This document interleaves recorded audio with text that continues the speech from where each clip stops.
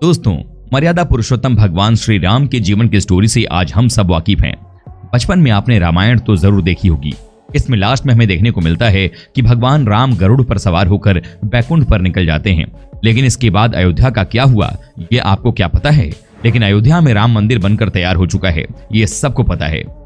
तो हेलो दोस्तों, आपका स्वागत है हमारे चैनल में। तो कैसे हैं आप सब? उम्मीद करता हूँ कि सब बढ़िया से होंगे। आज हम फिर आपके लिए लेकर आए हैं एक शानदार वीडियो, जिसमें हम जानने वाले हैं राम मंदिर के अब तक के इतिहास के बारे में। भगवान राम की नगरी अयोध्या में 22 जनवरी 2024 को श्री राम मंदिर में रामलला की प्राण प्रतिष्ठा होगी। इस अवसर को खास बनाने के लिए जोरों से तैयारियां की जा रही हैं। मंदिर के उद्घाटन के साथ ही अयोध्या में बना राम मंदिर भारत समेत दुनिया भर में फैले हिंदुओं के लिए आस्था का बड़ा केंद्र बनकर उभरेगा। दोस्तों, आज जो भव्य राम मंदिर आकार ले रहा है, उसके पीछे दशकों तक चली लंबी कानूनी लड़ाई है। अयोध्या में राम मंदिर निर्माण का सफर इतना आसान नहीं रहा, काफी चुनौतियों से भरा रहा है। बाबरी विवाद, अदालतों में चली लंबी लड़ाई और फिर शीर्ष अदालत के फैसले के बाद मंदिर का निर्माण शुरू होना। साथ ही कई सारे राम भक्तों ने रामलला के जन्मस्थान पर फिर से मंदिर बनवाने की इस जंग में अपने पूरे जीवन को समर्पित कर डाला, वो भी बिना अपनी जान की परवाह किए बगैर। और उनके इस बलिदान का नतीजा आज हमें देखने को मिल रहा है। देशवासियों को इंतजार है अब तो सिर्फ 22 जनवरी 2024 का। तो आइए अब आपको इतिहास में लेकर चलते हैं कि कैसे रही इस मंदिर निर्माण की जर्नी।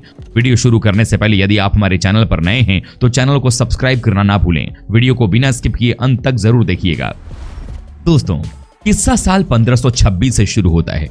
ये वो साल था जब मुगल शासक बाबर भारत आया। 2 साल बाद बाबर के सूबेदार मीर बांकी ने अयोध्या में एक मस्जिद बनवाई। ये मस्जिद उसी जगह पे बनी जहां भगवान राम का जन्म हुआ था। बाबर के सम्मान में मीर बांकी ने इस मस्जिद का नाम बाबरी मस्जिद दिया। ये वो दौर था जब मुगल शासन पूरे देश में फैल रहा था। मुगलों और नवाबों के शासन के दौरान 1528 से 1853 तक इस मामले में हिंदू राम मंदिर के मुद्दे पर खुलकर नहीं बोल पा रहे थे, क्योंकि उस वक्त ऐसा करने का मतलब मौत को दावत देने जैसा था।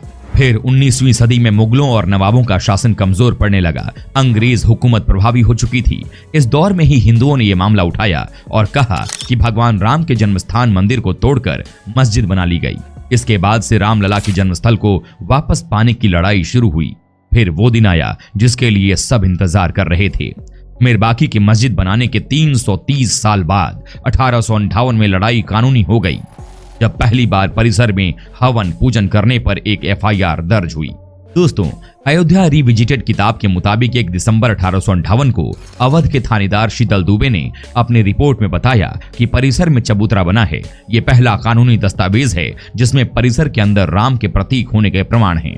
इसके बाद तारों की एक बाड़ खड़ी कर विवादित भूमि के आंतरिक और बाहरी परिसर में मुस्लिमों और हिंदुओं को अलग अलग पूजा और नमाज की इजाजत दी गई।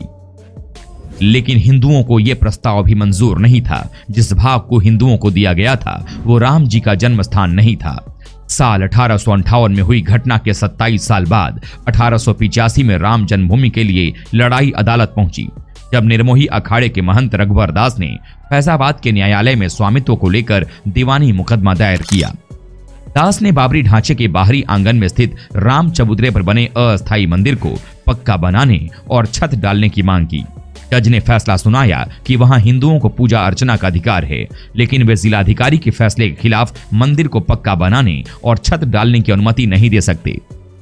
दोस्तों, वो वक्त काफी गंभीर था, क्योंकि एक ओर जहां देश भर में अंग्रेजों के खिलाफ आंदोलन चलाकर आजादी लेने की मुहिम जारी रही, वहीं दूसरी ओर राम जन्मभूमि की लड़ाई भी जारी रही।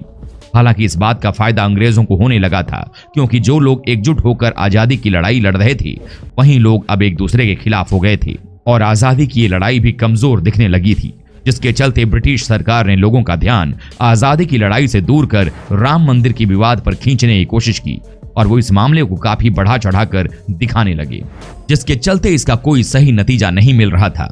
हिंदू और मुस्लिम में जंग कायम रखने के लिए वो कभी नतीजा हिंदुओं की ओर लगाते तो कभी मुस्लिम पक्ष से। देश के आजाद होने के 2 साल बाद 22 दिसंबर 1949 को ढांचे के भीतर गुंबद के नीचे मूर्तियों का प्रकटीकरण हुआ। आजादी के बाद पहला मुकदमा हिंदू महासभा के सदस्य गोपाल सिंह विशारद ने 16 जनवरी 1950 को सिविल जज फैजाबाद की अदालत में दायर किया। विशारद ने ढांचे के मुख्य गुंबद के नीचे स्थित भगवान की प्रतिमा की पूजा अर्चना की मांग की। करीब 11 महीने बाद 5 दिसंबर 1950 को ऐसी ही मांग करते हुए महंत रामचंद्र परमहंस ने सिविल जज के यहाँ मुकदमा दाखिल किया। मुकदमे में दूसरे पक्ष को संबंधित स्थल पर पूजा अर्चना में बाधा डालने से रोकने की मांग रखी गई। 3 मार्च 1951 को गोपाल सिंह विशारद मामले में न्यायालय ने मुस्लिम पक्ष को पूजा अर्चना में बाधा न डालने की हिदायत दी। ऐसा ही आदेश परमहंस की तरफ से दायर मुकदमे में भी दिया गया।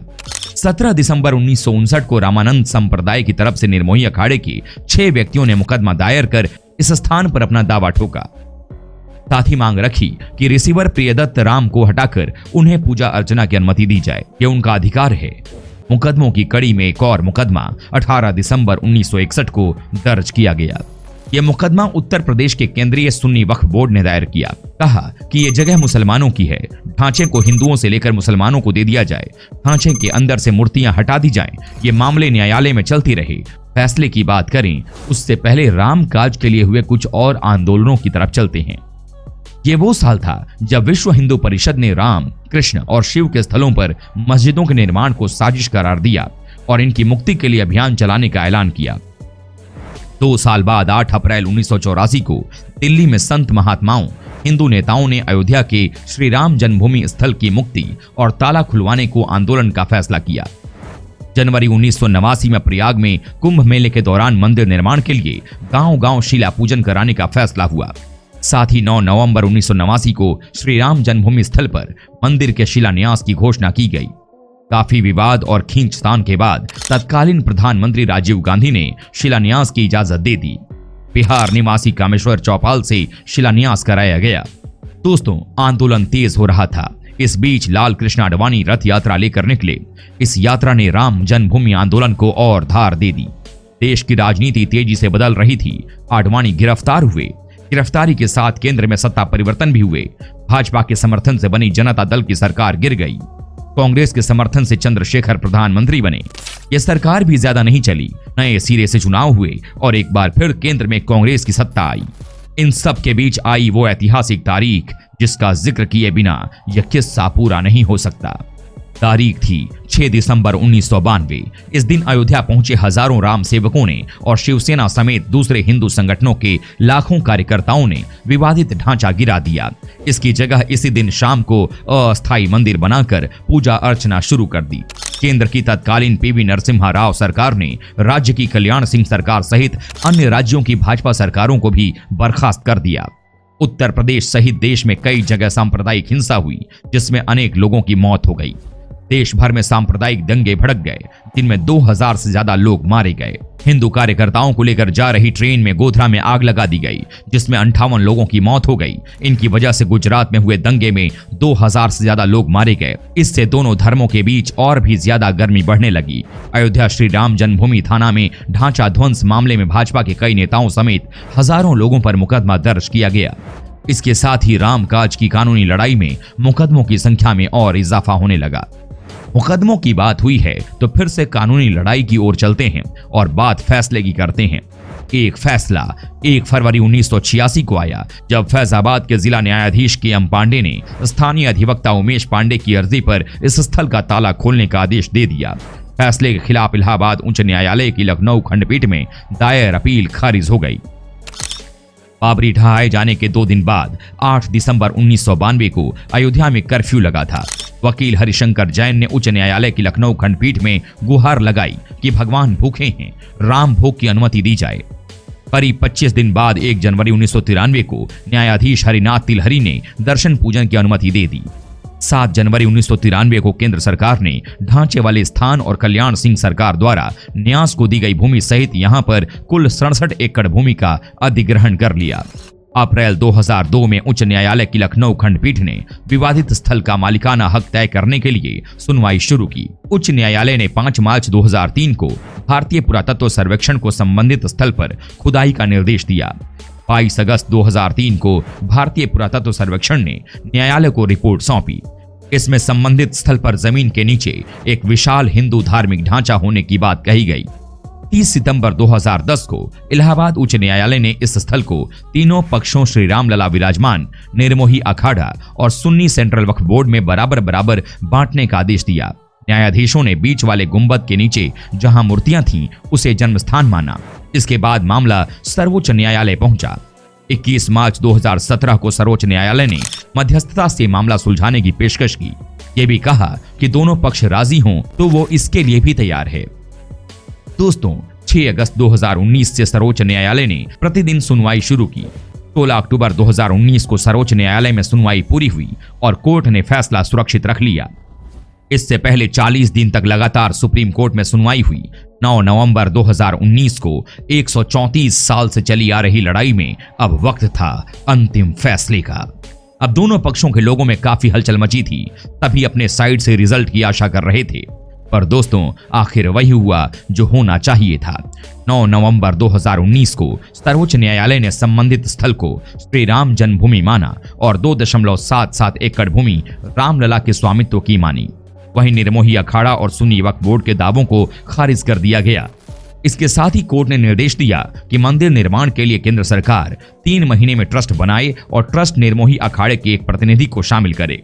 इसके अलावा यह भी आदेश दिया कि उत्तर प्रदेश की सरकार मुस्लिम पक्ष को वैकल्पिक रूप से मस्जिद बनाने के लिए 5 एकड़ भूमि किसी उपयुक्त स्थान पर उपलब्ध कराए। इसी के साथ दशकों से चली आ रही लंबी कानूनी लड़ाई समाप्त हो गई। अब बारी थी निर्माण की।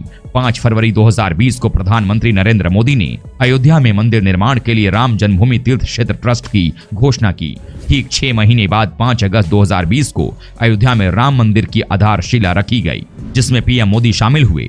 अब 22 जनवरी 2024 को मंदिर में भगवान राम की प्राण प्रतिष्ठा होगी, जिसके बाद मंदिर लोगों के लिए खुल जाएगा और हमारे पूर्वजों ने जितने भी बलिदान दिए उनका ये बलिदान जाया नहीं जाएगा।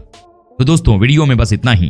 ये थी हमारे राम मंदिर की कहानी, जिसे बनाने में हजारों लोगों का योगदान है और उन्हीं की वजह से हिंदुत्व और उनकी मान मर्यादा सही सलामत है। आपको राम मंदिर की अब तक की यात्रा के बारे में जानकर कैसा लगा, हमें कमेंट में जरूर बताएं। और वीडियो अच्छी लगी हो तो इसे लाइक करें और शेयर जरूर करें और अपना ख्याल रखिएगा। Take care.